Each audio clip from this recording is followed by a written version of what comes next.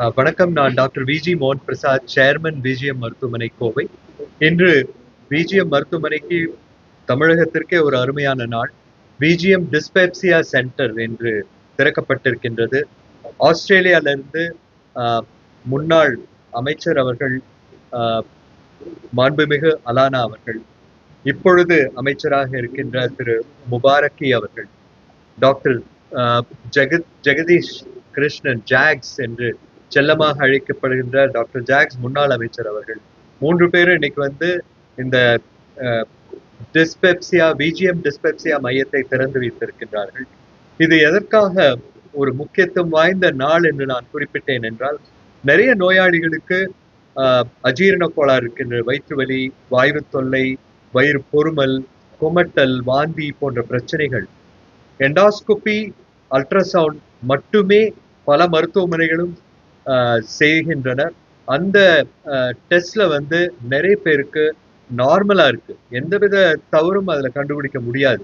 அந்த மாதிரி இருக்கிற நோயாளிகளுக்கு ஏதோ மருந்து எழுதி கொடுத்து அவங்கள அனுப்பி ஃபாலோ அப் பண்ணிட்டு இருக்கோம். அந்த மாதிரி ஒரு நிலைமை மாறணும்.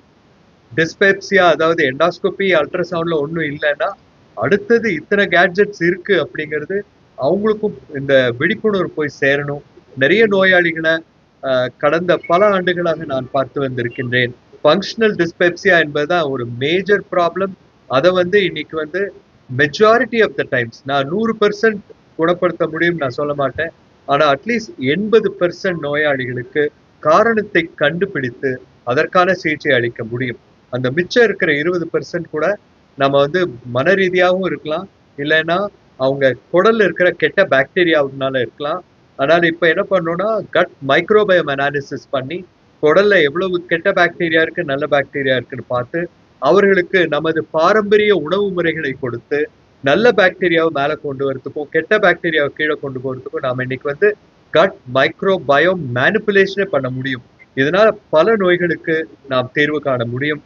அதனால இந்த விஜிஎம் டிஸ்பெப்சியா மையம் கோவை விஜிஎம் மருத்துவமனையில ஒரு மிக அழகான துவக்கமாக அமைந்திருக்கின்றது.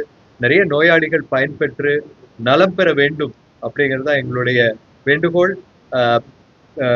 அலேனா அவர்கள், முபாரக்கி அவர்கள், ஜாக்ஸ் அவர்களுக்கு மனமார்ந்த நன்றிகள்.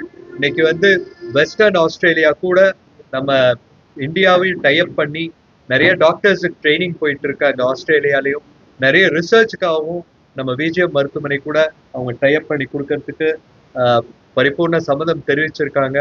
அடுத்தது கண்டிப்பா நம்ம வந்து இண்டோ ஆஸ்திரேலியன் ஜாயிண்ட் ரிசர்ச் ப்ராஜெக்ட்ஸும் நம்ம வந்து மேற்கொள்வோம் விஜிஎம் மருத்துவமனையில், அப்படிங்கிறதுல ஐயமே இல்லை. நன்றி, வணக்கம். Like it's a basket of oranges and apples. அதனால ஒரு நோயினால வரதில்லை. சரி, இப்போ ஃபார் எக்ஸாம்பிள் அல்சர் அப்படின்னா ஹெச் பைலோரிங்கிற பாக்டீரியானால வரலாம், இல்லை மருந்துகளால வரலாம், இல்லை புகைப்பிடித்தலால வரலாம், இல்லை சில சமயங்கள்ல கணைய பாதிப்பு இருக்கிறவங்களுக்கு ஏற்படலாம். அது மாதிரி ஸ்பெசிஃபிக்கா இருக்கு. ஒரு நோயினால வருதுன்னு சொல்ல முடியாது. டிஸ்பெப்சியாங்கிறது பல நோய்களோட அறிகுறி. இது வந்து it's a symptom and not a disease. It's not a disease, it's a symptom of many diseases. இது ஆக ஆக குடல்ல இருக்கிற பாக்டீரியா எல்லாம் மாறுது. அதனாலதான் நம்ம முன்னோர்கள் சொன்ன மாதிரி பழைய சோறு, தண்ணி, மோர், கொஞ்சம் வெந்தயம் இதை டெய்லி சாப்பிட்டாலே நமக்கு வந்து நல்ல பாக்டீரியா குடல்ல உருவாகுது. அதல்லாம நைட்ல வந்து ஒரு அரை கிளாஸ் 1/4 கிளாஸ் பால்ல ஆர்கானிக் மஞ்சப்பொடி வந்து 5 கிராம் போட்டுட்டு 5 மில்லிகிராம் மிளகு பொடி போட்டு கலந்து குடிச்சாலே கட் மியூக்கோசல் பேரியர் ஸ்ட்ரென்தன் ஆகும். ஏன்னா இந்த குடல்ல இருக்கிற செல்ஸ் ஒன்னோட ஒண்ணு ஒட்டி இருக்கணும். அதுல கேப் இருந்தா கெட்ட பாக்டீரியாவும் அதனோட ப்ராடக்ட்ஸும் உள்ள போகும். அப்போ வந்து பல நோய்கள், ரைட் ஃப்ரம் அல்சைமர்ஸ் டிசீஸ்ல இருந்து அலோபேசியால இருந்து கோலன் கேன்சர் வரைக்கும் வரலாம். Inflammatory bowel disorders, many of this functional dyspepsia, அதை பத்தி நான் வந்து உங்களுக்கு ப்ரெஸ் ரிலீஸ்ல கொடுத்துருக்கேன். அத்தனையும் இதுல உருவாகலாம்.